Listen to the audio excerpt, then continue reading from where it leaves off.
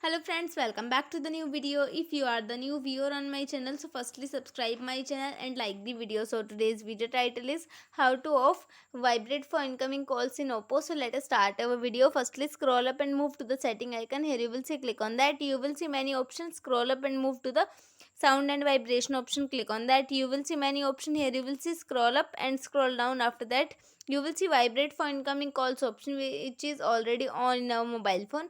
So if you want to turn off vibrate for incoming calls, so in this way you will off vibrate for incoming calls in your mobile phone. So it means that now it doesn't produce vibration when incoming call is coming in your mobile phone or your mobile phone is ringing. It doesn't produce vibration. After that click on the back option.